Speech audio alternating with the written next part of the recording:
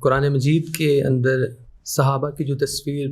نظر آتی ہے وہ انسانی تصویر نظر آتی ہے، وہ انسانی کردار چلتے پھرتے نظر آتے ہیں، اور ان کے ساتھ خطائیں بھی ہیں، لغزشیں بھی ہیں، کامیابیاں بھی ہیں۔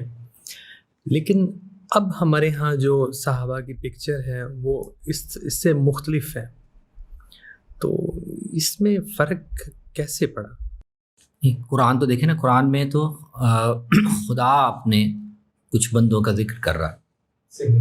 اور آپ کو یہ لگے گا کہ قرآن مجید جب اپنے یعنی انبیاء کا بھی ذکر کرتا ہے تو ان کی بھی ایک انسانی تصویر ہے، اس لیے کہ خدا اپنے بندوں کا ذکر کر رہا ہے۔ بالکل ٹھیک ہے، وہ اس کے منتخب بندے ہیں، وہ ایک خاص قرب اور تقوی اور اس کے مقام پر فائز ہیں، لیکن خدا کے بندے ہیں۔ بالکل ٹھیک، خدا ان کا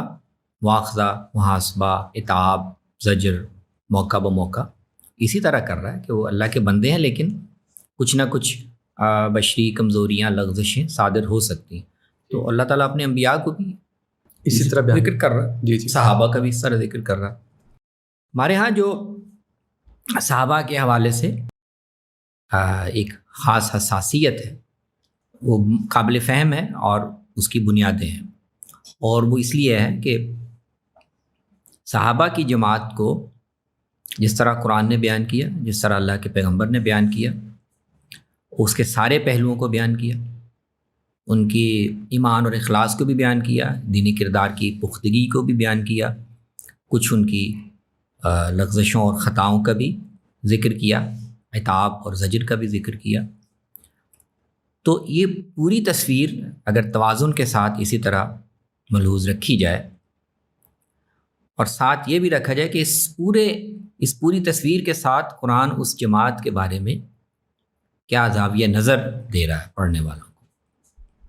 اس کی حیثیت کے لحاظ سے، بالکل ٹھیک، اس کے مقام کے لحاظ سے،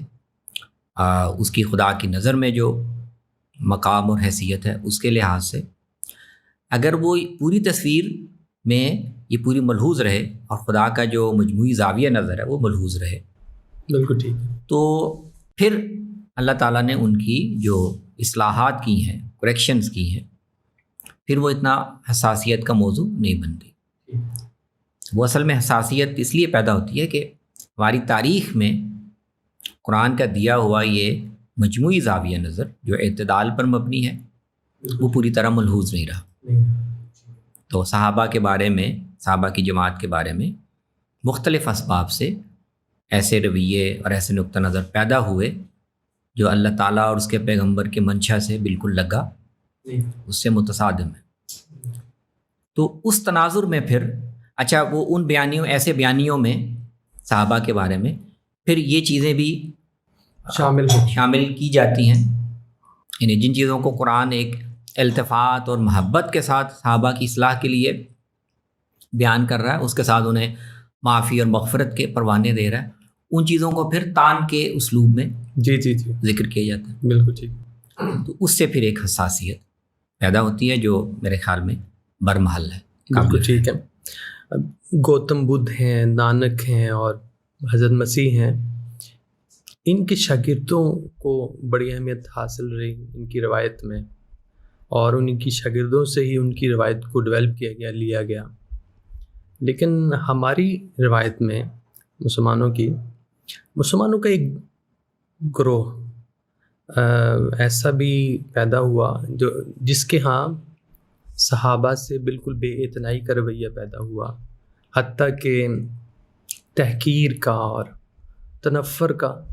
رویہ بھی سامنے آتا ہے۔ کیا تاریخ میں پہلے بھی کبھی ایسے ہوئے اتنی بڑی شخصیت ہو اور ان کے شاگردوں کے بارے میں ایسا رویہ اختیار کیا گیا؟ ہماری روایت میں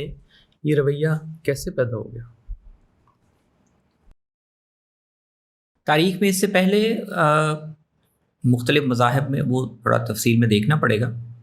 ہمیں نہیں پتہ کہ گوتم بدھ کے کون سے، ظاہر ہے کچھ معاون لوگ ہوں گے، شاگرد ہوں گے جن سے تعلیم پھیلی، لیکن وہ مجموعی طور پر کون لوگ تھے، کیا کردار تھا، ہمیں اندازہ نہیں۔ لیکن رسول اللہ صلی اللہ علیہ وسلم کے صحابہ کے بارے میں تو دو اسباب تاریخی طور پر نظر آتے ہیں، سمجھ میں آتے ہیں کہ اس جماعت کے بارے میں منفی رویہ کیوں پیدا ہوا۔ پہلی بڑی وجہ تو آپ کو یہ لگتی ہے، اور آگے چل کر جب ہم بات کریں گے تفہیم الاثار کے تحت کہ صحابہ کے عہد میں مختلف ایمانی اور اعتقادی مباحث جب پیدا ہوئے، اور اس میں مختلف گروہوں نے جن کا پس منظر دوسری تہذیبیں تھیں، دوسرے فلسفے تھے، انہوں نے اسلام میں آ کر اسی طرح کی بحثیں، اس طرح کے سوالات اٹھانے کی کوشش کی، صحیح، اور دینی تصورات کو وہ رنگ دینے کی کوشش کی جو مختلف فلسفوں سے متاثر ہے. ٹھیک ہے. تو ان سب کو جو رکاوٹ بڑی درپیش آئی اپنے خاص فلسفوں اور تاثرات اور تصورات کو فروغ دیں، وہ یہی تھی کہ صحابہ کی جماعت تو وہ بات نہیں کہہ رہی. بالکل ٹھیک ہے، بالکل ٹھیک. ان کی پوزیشن بالکل مختلف ہے. اور رسول اللہ صلی اللہ علیہ وسلم کی اصل میں آگے ہم دیکھیں گے کہ اپنی امت کو جو تلقین کی وہ یہ تھی کہ میں ایک طریقے پر تمہیں چھوڑ کے جا رہا ہوں اور مسلمانوں کی جماعت اس پر قائم ہے. تو سیاسی طور پر بھی اس جماعت کے اور اس کے مجموعی فیصلوں سے انحراف تو وہ امت میں تفریق پیدا کرے گا، اور دین کے معاملے میں بھی اگر اس جماعت کے دینی مزاج اور دینی فیصلوں سے جو میری قائم کردہ روایت پر، سنت پر مبنی، ان سے جب لوگ انحراف اختیار کریں گے تو دینی فتنے پیدا ہوں. بالکل ٹھیک. تو ایک بڑی وجہ تو یہ تھی کہ ان نئے اعتقادی اور فکری فتنوں کو اپنی بات پہ وزن پیدا کرنے کے لیے کوئی چارہ اس کے سوا نہیں تھا کہ وہ صحابہ کی دینی حیثیت اور ان کے دینی فہم کو چیلنج کریں. بالکل ٹھیک. اس کو نگیٹ کریں. صحیح. تو ایک تو اس عنصر نے صحابہ کے بارے میں ایک منفی. دوسرا، صحابہ کے مابین آزمائش کے اسی مرحلے کے تحت یہ بھی ایک اہم بات ہے کہ صحابہ کی جماعت کی آزمائش حضور کے زمانے میں مکمل نہیں ہوگی، وہ آپ کے بعد بھی جاری رہی. ٹھیک ٹھیک. اور جیسے حضور کے زمانے میں بعض موقعوں پر آزمائش میں ایک طرح کی کمزوری اجتماعی طور پر ہوئی، وہ آزمائش بعد میں بھی جاری رہی، اور بعض مرحلوں پر وہ آزمائش نے بڑی نازک شکل اختیار کر لی. صحابہ کی جماعت میں سیاسی بنیاد پر اختلاف، تقسیم اور قتال تک معاملہ پہنچ گیا. تو اس قتال سے جو تفریق پیدا ہوئی، اس میں دونوں طرف صحابہ تھے، جی جی جی، وہ آگے چل کر پھر جب مختلف کلامی اور سیاسی گروہوں کی بنیاد بنی تو اس سے کچھ ایسے زاویہ نظر پیدا ہوئے جو مجموعی طور پر صحابہ کی جماعت کے بارے میں یا صحابہ کی ایک جماعت کے مقابلے میں دوسری جماعت کے بارے میں منفی تاثر اور نقطہ نظر پر مبنی تھے، اور ان میں بھی یہ توازن ملحوظ نہیں رکھا گیا کہ ایک آزمائش میں ایک جماعت کو پورا اترنے میں کچھ مشکل پیش آئی، لیکن اس سے اس کا جو